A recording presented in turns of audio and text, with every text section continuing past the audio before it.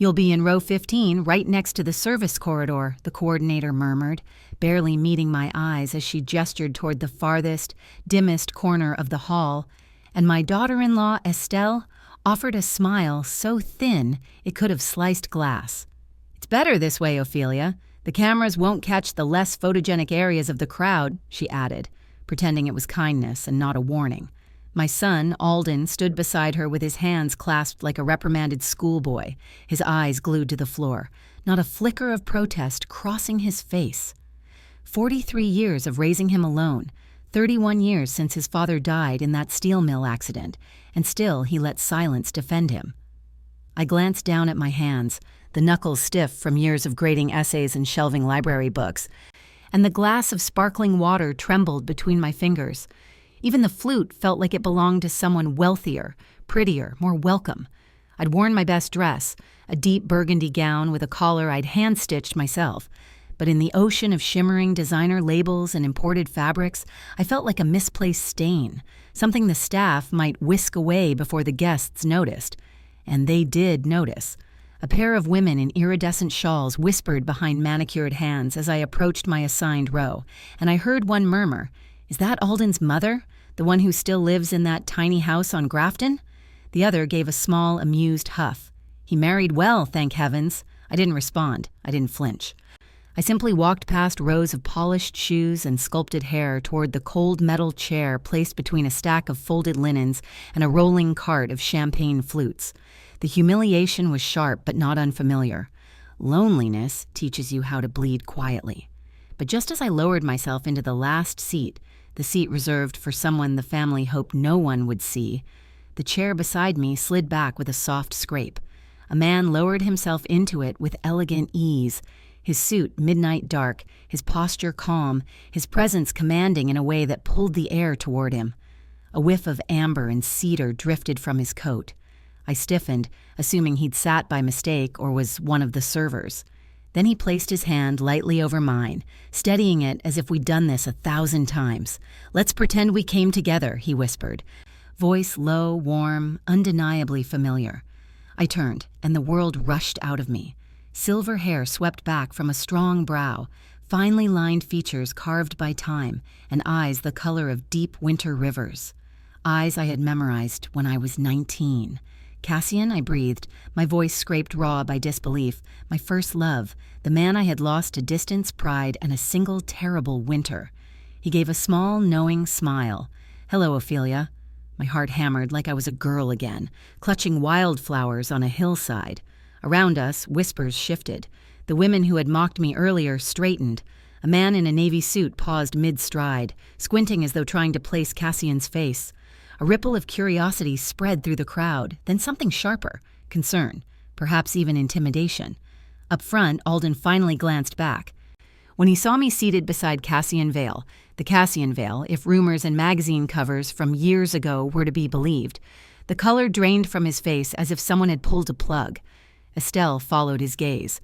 Her expression cracked. The string quartet continued to play, unaware that the balance of the room had shifted, the invisible hierarchy tilting like a chandelier in a storm. I swallowed hard and leaned slightly toward Cassian. "I don't understand," I whispered. "Why are you here?" His thumb brushed the edge of my hand, gentle but deliberate. "Just smile. Your son is about to look again." I did. I lifted my chin, softened my mouth, and let a quiet confidence settle into my features, something I hadn't worn since before Alden was born. When Alden turned back a second time, his expression was no longer confused. It was frightened. Estelle's grip tightened on his arm. Cassian's voice was soft, barely a breath. "Good. Now they don't know where to place you." A strange tingling warmth filled my chest, part disbelief, part vindication, part something I hadn't felt in decades. Being seen. Truly seen. I studied Cassian's face, the faint crinkles at his eyes, the shade of silver in his beard. "Why now?" I whispered. "Why appear at my son's wedding of all places?" He kept his gaze forward, watching the aisle where the flower girls began their slow procession. "Because I should have come for you long before today." The quartet swelled. Guests turned. Estelle lifted her chin with regal precision. But all I felt was the steady weight of Cassian's hand grounding me. "If you're still listening, Tell me where you're watching from. Every comment you leave is another mark in this journey. And if this story has touched you, don't forget to hit like so it can reach even further. The first notes of the bridal march echoed through the hall, and for a moment, the world narrowed to the aisle, to Alden standing stiff and pale as the sunlight spilling through the arched windows caught the gilded edges of his cufflinks. Cassian's presence beside me was a steadying force, though I could feel the tension coiling in my own shoulders. Every whisper, every sideways glance, every silent judgment seemed to lift, fold, and settle differently now that I was not alone. Alden's bride, a tall, angular woman named Seraphine, glided down the aisle in white silk, her tiara catching light like a tiny sun. She smiled radiantly, utterly unaware that a ripple of shock had passed through the first rows, shock that I could feel more than see. Alden's fingers twitched around his boutonniere, his jaw tight as he caught sight of me, seated in the shadow of the service corridor but now beside Cassian Vale. His lips parted, and the color that had drained returned a little, though tinged with panic. Estelle squeezed his hand, whispering something I didn't need to hear to understand. He hadn't anticipated this. The ceremony continued, vows spilling softly into the air, the officiant's voice lilting and clear. I watched Seraphine's lips move, Alden's nods, the perfectly arranged flowers, the delicate lace on the pews. But my mind lingered on the storm I had unwittingly summoned simply by being present. Cassian's hand, warm and unyielding, brushed against mine again. He didn't squeeze, didn't urge, simply offered presence. I realized I had not felt that kind of unspoken alliance in years, the kind that whispered, "You belong, they cannot diminish you here." I breathed in, letting it settle, while Alden's gaze darted between me and Cassian, his composure fraying like tattered silk. When Seraphine reached the altar, the officiant began speaking of commitment and trust, and I could see Alden's fists clench, knuckles white beneath the cuffs of his shirt. He looked down the row and his eyes locked with mine, not with reproach, not with anger, but with that raw, unguarded fear that only comes when a person realizes they cannot manipulate the circumstances or the witness. He had spent years practicing avoidance, silence, and control, but none of it mattered here, not with Cassian at my side. I let a small, almost imperceptible smile curl my lips, a smile that said I had survived, I had endured, and I had returned on my own terms. The vows were spoken, the rings exchanged, and the officiant finally pronounced them husband and wife. Applause erupted. Guests turned toward the couple, cameras flashed, and a few people in the front rows craned their necks to catch a better view of me. I kept my gaze forward, letting the world settle around me. And when Alden turned to me, his face pale again, I felt a flicker of pity for the boy who had once feared showing his mother to the world. Cassian nudged my hand lightly. "You're doing fine," he whispered. I nodded, letting his words wash over me because I was. Alden's eyes flicked from me to Cassian, and for a fleeting second, I thought I saw the panic in him wrestle with recognition, with memory. He had known who Cassian was, had known the history, yet he had never expected him to appear at this wedding. His lips twitched, perhaps in denial, perhaps in the faintest acknowledgement that the world had tilted under his feet. After the ceremony, as guests filtered into the reception hall, I found myself navigating the polished marble floors alongside Cassian.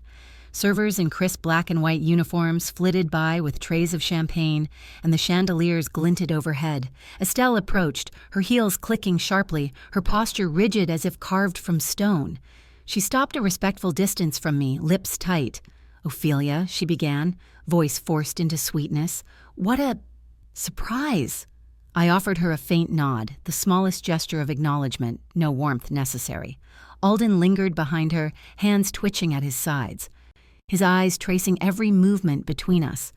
Cassian's voice broke through my thoughts, quiet but deliberate. "Ophelia, I suggest we enjoy ourselves. Let them see you unshakable." I inhaled, letting the words sink. The service area seat felt less like a trap, more like a podium. I moved with Cassian down the hall, greeting distant relatives with a polite nod, letting the undercurrent of curiosity swirl around us. Conversations faltered mid-sentence when they noticed the juxtaposition.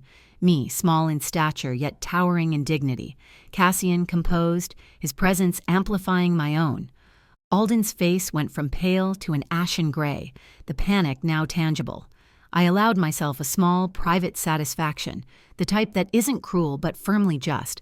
The invisible boundaries the family had set, the ones that sought to diminish me, were meaningless. I had returned. I had arrived, and no whisper, no side glance, no orchestrated seating could erase that fact. We found a table toward the center, near the orchestra, far enough from the corner but still visible to the most important onlookers. I let Cassian seat me, and when I did, I noticed Estelle hovering by a sideboard, her expression a mixture of disbelief and carefully contained indignation. "Ophelia," she murmured, too low for most to hear, "how did you—" I simply smiled, an almost imperceptible curve of lips. "I came on my own," I said softly, letting each word carry years of endurance and quiet resolve. She faltered, not sure whether to respond with civility or the sharp edges she usually preferred. Alden cleared his throat.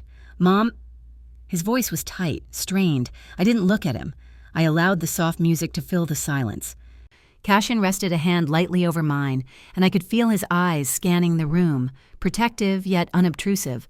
I had never felt so supported, so simultaneously visible and invisible, a paradox I treasured. Dinner began, servers moving with precise choreography, and the orchestra continued softly. I sipped my sparkling water, letting the subtle notes of lemon and mint calm me, while my mind traced back through decades. The quiet mornings, reading newspapers, the small apartment we had shared with barely enough furniture to fill it, the hospital visits, the school recitals no one attended. All of it led to this, me seated in row 15, unbowed beside Cassian Vale, while my son and daughter-in-law realized that the past they had hoped to erase was alive and standing quietly in plain sight. Cassian leaned slightly closer, voice warm. "You see, Ophelia, sometimes the world doesn't need to witness struggle to acknowledge its truth. Presence speaks louder than words." I nodded, letting that settle into my bones. Around the table, whispers traveled faster than the waitstaff, as subtle as they were, but I felt no shame. Instead, I felt a thread of light, something I hadn't carried since before Alden's father died. A quiet confidence, the knowledge that I had finally claimed my place in a world that had tried to forget me. After dessert, a light chiffon cake adorned with edible flowers, we rose. Cassian stayed at my side as I accepted congratulations from distant cousins, old friends, and even strangers who had heard of my quiet reputation for perseverance and grace.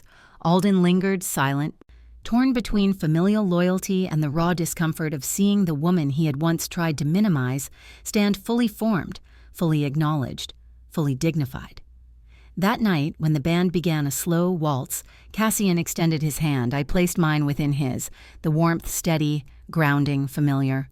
"Shall we?" he asked, and I realized as the music swirled around us and the lights reflected like soft stars on polished wood, that this dance was not just a dance.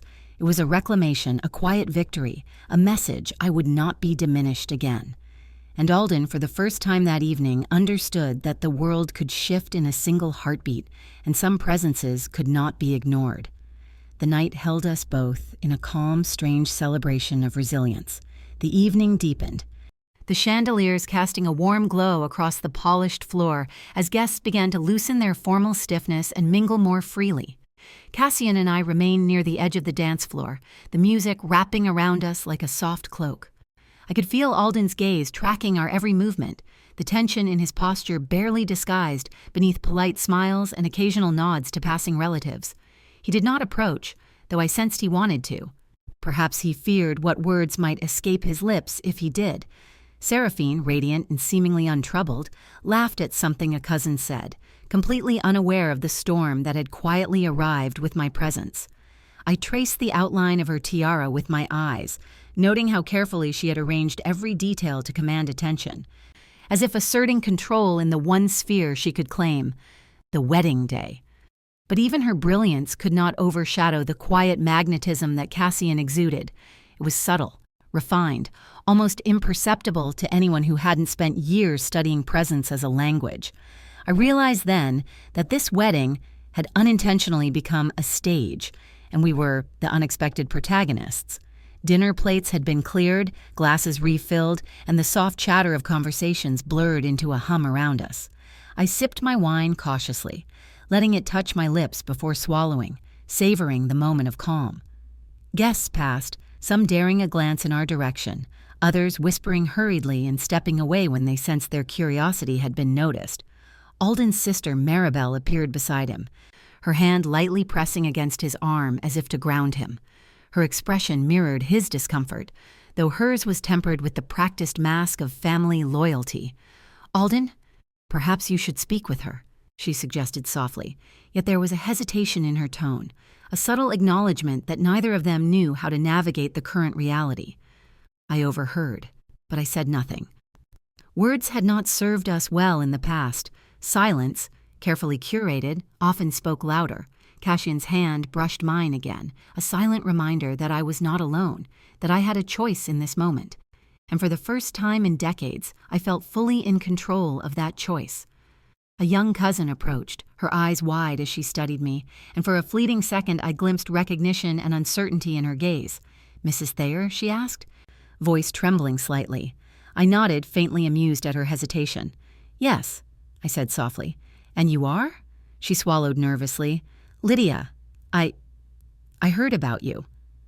That one sentence carried an unexpected weight. "All good things, I hope," I said lightly, letting the faintest smile tug at the corners of my lips. Lydia nodded rapidly, unable to respond before scurrying off to join a group of older relatives, whispering and glancing back at me as she moved. I realized that even those who had never met me fully understood the aura of my absence-turned-presence, the quiet ripples I had left in my wake. Cassian leaned slightly closer, lowering his voice. "They're all watching," he murmured, lips brushing my ear. "And you're exactly as formidable as they imagined." I nodded, a small shiver running down my spine at the affirmation. It wasn't vanity, not exactly. It was acknowledgement, the kind that had been long denied.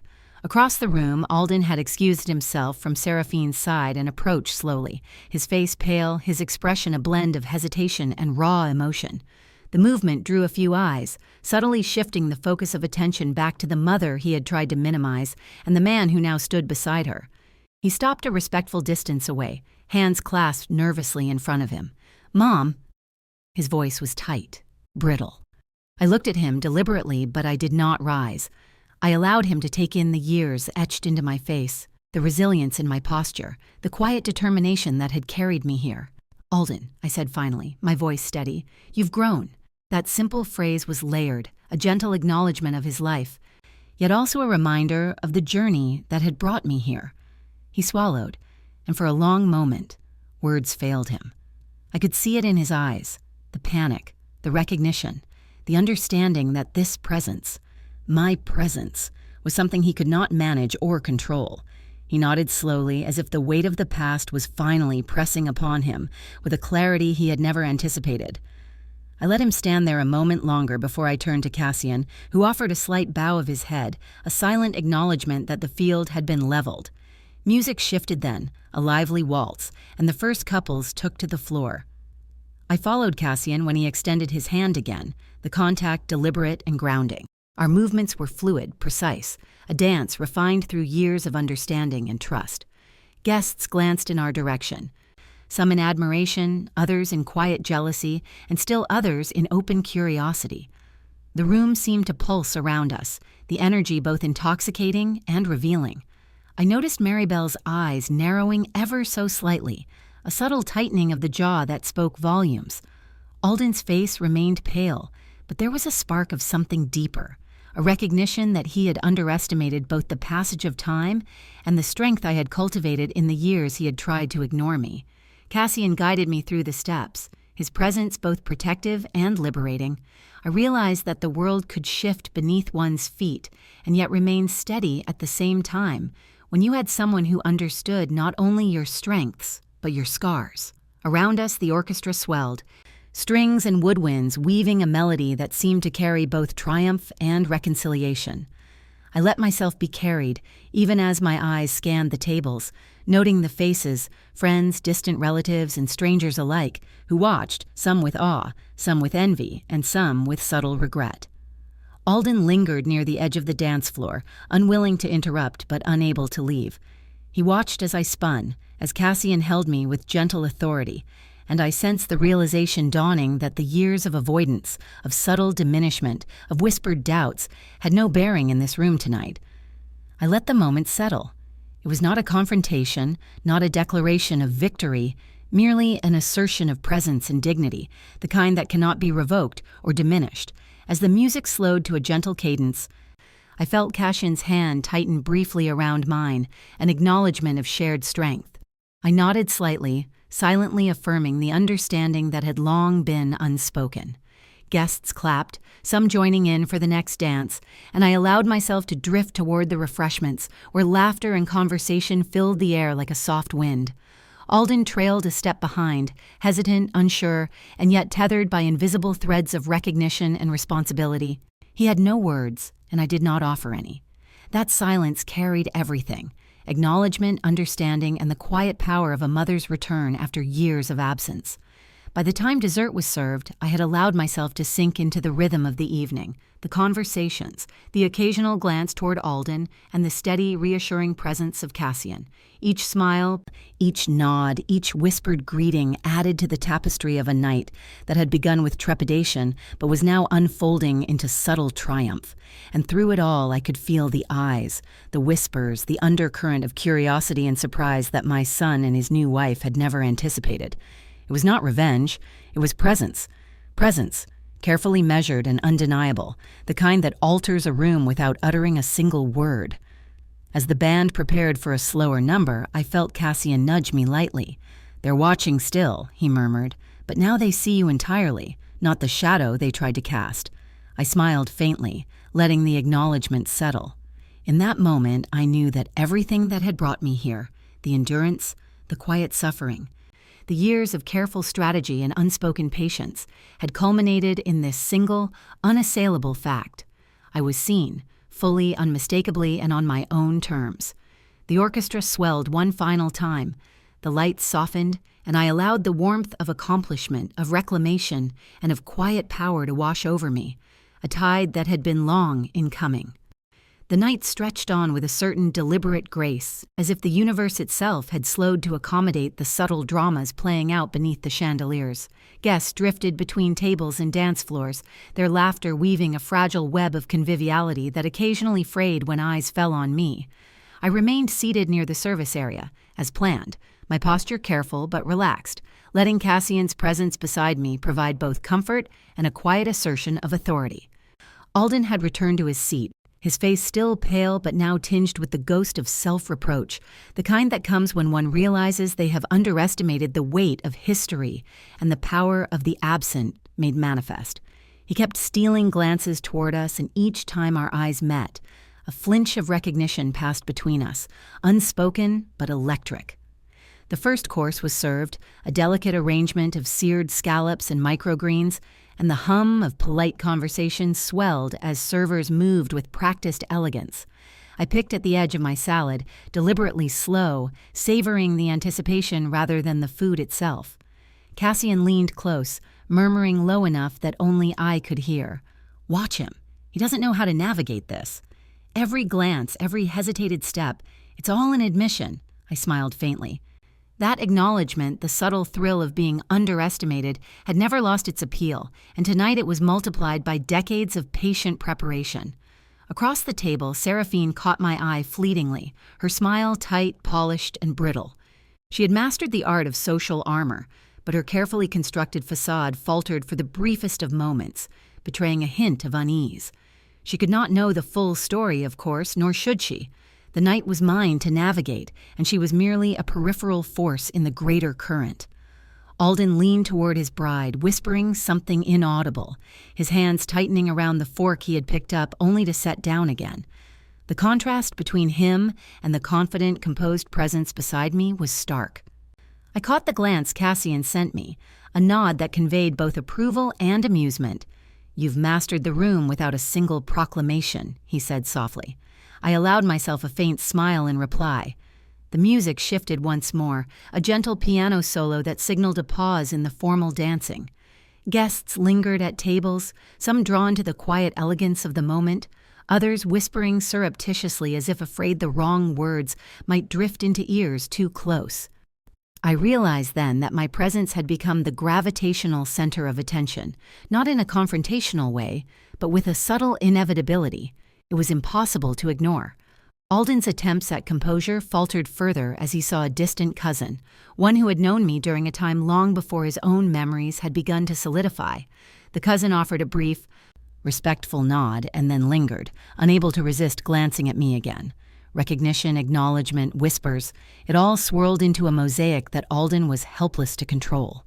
I allowed the moment to linger, letting the subtle tension work its course.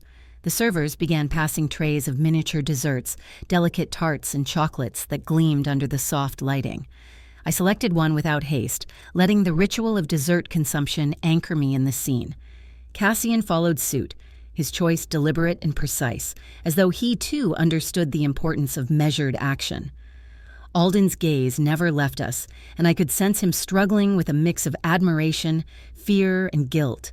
The realization that the mother he had tried to ignore and diminish was no longer a passive figure, but an active, commanding presence, seemed almost unbearable. I took a small bite of my tart, letting the flavor linger before speaking softly, just enough for Alden to hear. You've learned to do many things without me noticing, but there are some truths that only the heart can recognize. He blinked, caught off guard by the deliberate subtlety of my words, their emotional precision cutting through years of carefully constructed avoidance. Seraphine, ever attentive, leaned slightly toward him, sensing the weight of the moment but unable to decode it fully. I allowed a small, deliberate pause, enjoying the way the room seemed to bend subtly around us, as though time itself acknowledged the shift. "Mom," Alden whispered, his voice barely audible. I didn't—" He stopped mid-sentence, the admission choking on the weight of decades.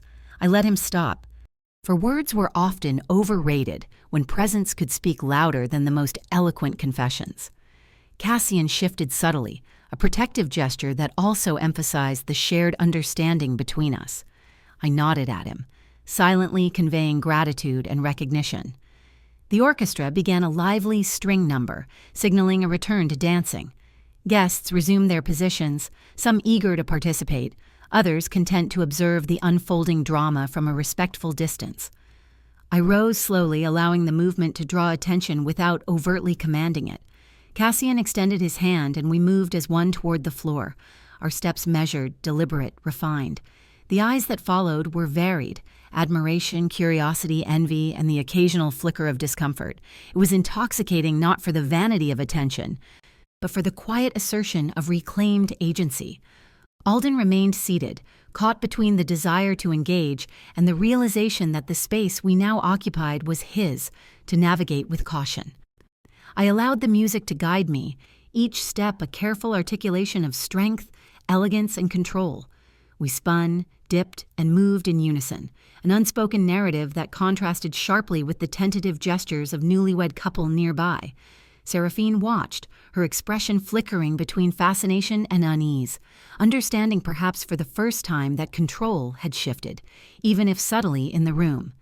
The dance ended, and we returned to our seats with deliberate grace, letting the moment linger, allowing the undercurrent of recognition to settle into the air like dust motes in the light. Alden did not approach immediately.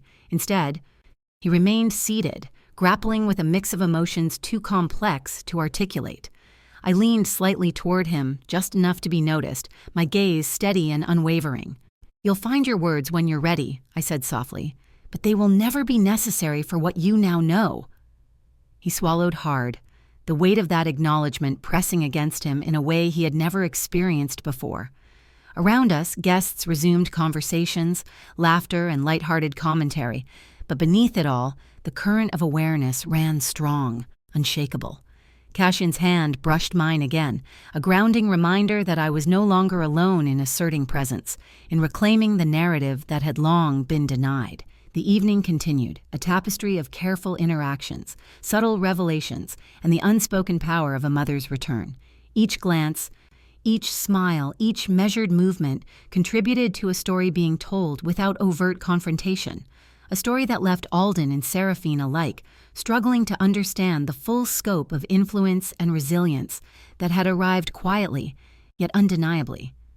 As the night deepened, I realized that my presence had transformed not only the perception of those around me, but the understanding within Alden himself.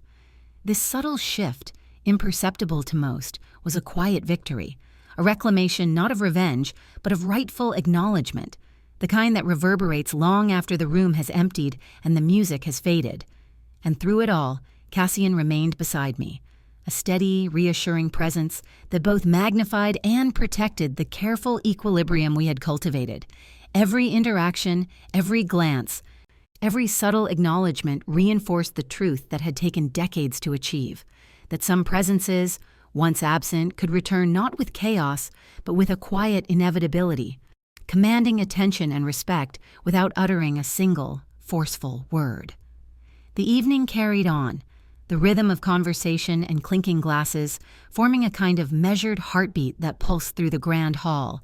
Yet around me it felt almost slowed, like a different tempo reserved for those who understood the weight of unspoken history. Alden had returned to his seat after a long moment of frozen indecision, his hands still restless on the polished surface of the table. I watched him from across the room, my gaze casual yet deliberate, tracing the tension in his shoulders, the flickers of uncertainty in his eyes. Seraphine had been trying to smooth the edges of the awkwardness, but it was clear she had not yet grasped the full extent of what she was witnessing. I caught a glance from Cassian, whose sharp eyes mirrored my own observations with quiet amusement. "He's learning," Cassian murmured, his voice low enough that only I could hear, though slowly, that hesitation, that unease. It's proof that we're succeeding without raising a finger. I allowed a faint smile to play across my lips. It was true. Presence was its own power. There was no need for overt confrontation when mere acknowledgement carried the force of years of overlooked influence. The orchestra shifted again, a soft jazz quartet now taking the stage, and the ambient lighting dimmed to warm golden hues, emphasizing the delicate shimmer of crystal glasses and polished silverware. Guests moved more freely now, relaxed into the comfort of the evening, yet there remained a subtle gravitational pull toward the table where I sat, as though some invisible current demanded observation. Alden's attempts to maintain composure were increasingly strained. Each time his eyes flicked toward me, he seemed to measure his reactions, catching himself mid-gesture and redirecting, though never fully masking the tension that tightened around his jaw. Seraphine, seated beside him, leaned closer in a protective instinct, trying to intercept the invisible wave of history that was settling quietly across the room. It was fascinating to watch, almost like observing a delicate experiment in human emotion, the subtle chemistry of power, respect, and recognition being recalibrated without explicit intervention. I remained calm, savoring the role of observer and participant simultaneously. Cassian, ever the vigilant companion, nudged me gently with his knee as a server approached with a tray of petit fours. I selected a dark chocolate square, noting the almost ceremonial care in how it was presented. The server lingered just long enough to register my approval, a slight bow, and then retreated to continue their silent choreography. Alden's gaze never left me, and I could see him struggling to reconcile two opposing narratives in his mind: the version of me he had known, or perhaps deliberately ignored, and the formidable, composed presence that now occupied the room with quiet authority. He shifted uneasily, reaching for a glass of water and setting it down again, each motion betraying the inner turmoil he could not articulate. A distant cousin passed by. A subtle nod exchanged between us, carrying with it the weight of years and shared understanding that Alden could not intercept or interpret. I let the moment linger, the silent acknowledgement echoing in the space between us, reinforcing the reality of presence over pretense. Cassian's hand found mine under the table, a reassuring touch, grounding me in both the immediate reality of the room and the long, intricate threads of history we carried silently. "The moment is unfolding perfectly," he whispered, a quiet thrill in his voice that I recognized. I nodded imperceptibly, focusing on the slow unraveling of Alden's composure, knowing full well that this was the true gift of the evening, not spectacle, but revelation. The dessert plates were cleared, replaced by the delicate aroma of coffee and tea. Guests leaned into intimate conversations, the softer lighting encouraging confidences, laughter tinged with warmth. Alden, meanwhile, remained seated, his fingers drumming lightly against the polished wood, his gaze flickering between me, Cassian, and the subtle movements of guests around us. I allowed myself a moment to observe the interplay of light and shadow across his features, noting the fleeting glimmers of recognition, hesitation, and an almost imperceptible plea for understanding. "You've done well," I murmured quietly, more to myself than to anyone else, as I sipped from my coffee cup. "More than well," Cassian added, leaning in so that the words brushed my ear, carrying both satisfaction and subtle mischief. The music shifted once more, a slow waltz now filling the air, and several couples made their way to the dance floor. Guests were drawn to the elegance of the movement, yet all attention subtly drifted toward the table where I sat. Alden's eyes followed every step we took, every subtle shift in posture and expression. I allowed Cassian to lead the first steps, letting his guidance highlight the effortless control we held over the scene. Each movement was deliberate, refined, and carefully measured to convey a quiet dominance that did not require words.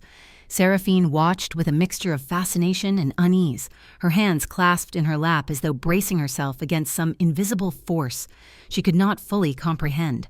Alden's attempts to speak were interrupted by the swell of music, by the polite applause for the dancers, by the invisible barriers of etiquette that he now had to navigate. I felt a small thrill, a quiet satisfaction, as the tension hung between us like a visible thread, taut and shimmering. After a series of slow rotations, we returned to our seats, the movement leaving a subtle resonance in the room. Alden's hands were now clasped tightly together, the muscles in his forearms taut, his face pale yet illuminated by the soft glow of the chandeliers. Cassian and I exchanged a subtle glance, an acknowledgement that we were both acutely aware of the shifting dynamics at play. The orchestra continued its gentle accompaniment, but the real music was in the quiet, almost imperceptible interactions, the silent confessions of recognition, and the understated power of presence. I leaned slightly toward Alden, just enough to be noticed without intrusion. "You've begun to understand," I said softly, letting the words float across the space between us, carrying the weight of years and unspoken histories. He swallowed, visibly trembling, the complexity of his emotions evident in the slight quiver of his lips and the darting movement of his eyes. Seraphine reached out instinctively, perhaps to anchor him, perhaps to intercept the force that emanated from the table. It was unnecessary. He was already caught in the current, his awareness now fully engaged, the subtle lessons of patience, recognition, and respect being absorbed whether he wanted them or not. Guests continued their conversations, largely oblivious to the intricate ballet unfolding at the center of the room. I sipped my coffee, savoring the warmth and the moment alike, my eyes meeting Cassian's with a quiet acknowledgement of shared satisfaction. The night was far from over. Yet the subtle victories had been achieved, acknowledgement, presence, and the quiet reclamation of influence, each unspoken, each deliberate, each infinitely satisfying in its precision. As the hour deepened, I realized that the tapestry of events, the careful orchestration of glances, gestures, and presence, had transformed not only Alden's perception, but the broader atmosphere of the evening.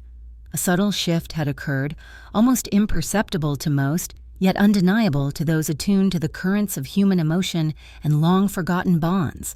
And in that realization, I allowed a rare, quiet smile to surface, knowing that patience and presence had at last woven their inevitable narrative. The night had deepened, shadows lengthening across the grand hall, soft amber light catching the polished wood and crystal chandeliers. There was an unusual calm now, a quiet tension that hadn't been there before. Guests began to linger over final drinks, conversations dwindling to intimate murmurs, yet the table where I sat seemed to hold its own gravitational pull, drawing glances despite the subdued chatter. Alden remained in his seat, his posture rigid, his fingers entwined nervously as though holding himself together by sheer will. Seraphine, sensing the need to comfort him, touched his arm lightly, but I saw him flinch subtly at her gesture, a small but undeniable sign that his inner unease had not dissipated. Cassian, ever the sentinel at my side, watched everything with his usual calculating amusement, his expression a blend of pride and quiet satisfaction. I turned slightly to acknowledge him with a mere lift of my chin. a silent affirmation that the culmination of the evening was nearing. Earlier, when I had been seated near the service area, I had noticed the careful choreography of staff moving efficiently yet unobtrusively. Each waiter, each attendant, had been a minor actor in a larger narrative unfolding, a narrative that Alden, for all his sophistication, was only just beginning to recognize. I sipped the last of my coffee, the bitter warmth grounding me as I observed the subtle, yet undeniable effects of my presence, and of the silent guest who had joined me so deliberately. It was this guest, the one seated beside me, whose presence had sent Alden's face draining of color earlier in the evening. She was Drusilla Morcant, a woman whose name carried weight in certain circles, a person who had been conspicuously absent from family events for decades, yet whose history with Alden's side of the family was anything but negligible. Her quiet composure, the slight knowing tilt of her head as she smiled politely at servers and guests alike, radiated authority and experience, a calm that contrasted sharply with the rigid anxiety Alden now exhibited. She spoke softly, almost conspiratorially to me, recounting small anecdotes of distant gatherings and private interventions that had shaped the family's trajectory in ways that Alden had only partially understood. The details were intricate, a network of influence and observation that had quietly guided events while remaining invisible to the untrained eye. He always assumed he could control the narrative, Drusilla murmured, her voice carrying just enough audibility to intrigue me without alerting nearby guests. Yet the truth is, he's always been reacting to the currents, not directing them. Tonight is merely illumination. I nodded, fully aware of the layers she implied, grateful for her discretion and the reinforcement of the subtle power we now exercised in tandem. Alden in his seat fidgeted with his cufflinks, his gaze inadvertently sweeping toward Drusilla. Recognition dawned slowly, like a sunrise over a landscape long ignored. His lips parted, a faint stammer beginning, but the proper cadence of etiquette held him in check. Seraphine leaned closer, attempting to intercept the recognition, to shield him from a reality he seemed only half prepared to face. I placed my hand briefly over hers, a gentle gesture that simultaneously reassured and signaled the unavoidability of the moment. The orchestra began a softer interlude, a subtle string quartet now replacing the earlier jazz, providing the perfect soundtrack for the quiet confrontation of unspoken truths. Guests became increasingly absorbed in their own conversations, leaving our table a subtle focal point, an island where history and presence collided silently yet palpably. Alden cleared his throat once, twice, each attempt failing to regain his composure fully. Drusilla's eyes met his across the subtle distance, and for a fleeting moment, an entire unspoken history passed between them, unacknowledged grievances, neglected responsibilities, and a lifetime of decisions made in ignorance of a quiet, watchful hand. Cassian's presence beside me was a constant reassurance. His subtle nods guided my own composure, a reminder that patience was our greatest ally. I tilted my head slightly toward Drusilla, signaling that the moment was to remain measured yet firm. She responded with a slight smile, her understanding unspoken but complete.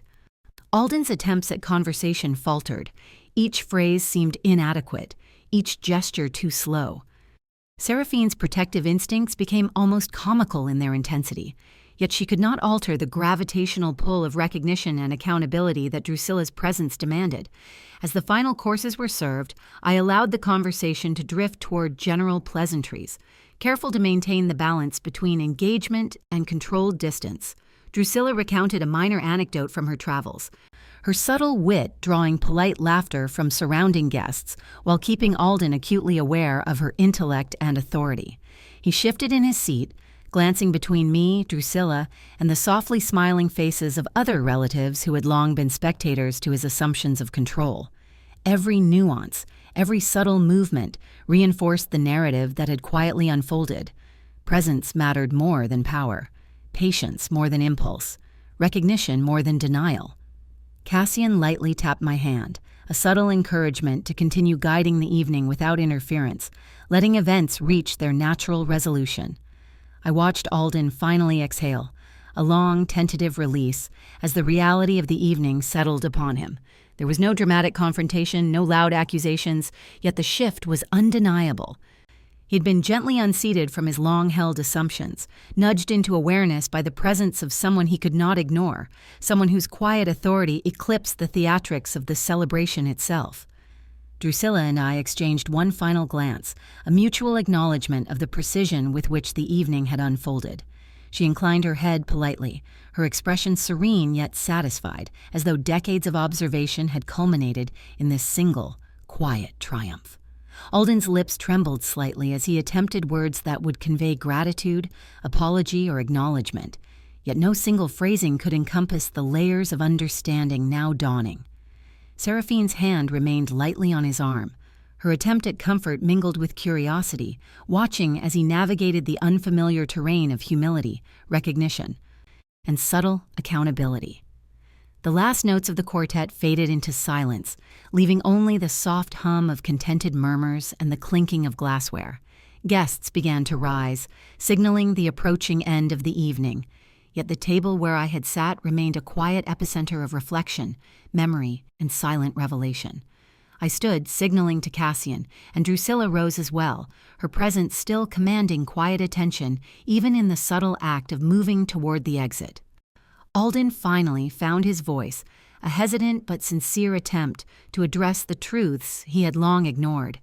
His words were careful, deliberate, and tinged with humility, a reflection of the profound effect this single evening had imposed upon him.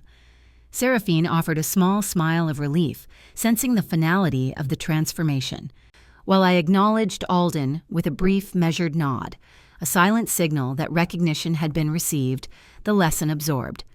We walked toward the exit, Drusilla slightly ahead, Cassian at my side, and Alden trailing behind, a man subtly altered by the presence of history, the weight of acknowledgement, and the quiet power of deliberate observation. Outside, the cool night air carried a crisp clarity, the distant sounds of celebration echoing faintly. I allowed a brief pause, inhaling deeply, appreciating the culmination of a meticulously orchestrated evening. The night was complete, the subtle victories quietly secured, and Alden had begun to understand the enduring force of influence that transcends visibility, age, and presumption. It was a rare satisfaction, one measured not in spectacle but in the quiet, indelible transformation of understanding, a legacy finally acknowledged in the calm aftermath of a wedding night. If you're following along, please comment where you are watching from, and make sure to like and subscribe. This is more than a story. It's a journey that's been waiting decades to be told.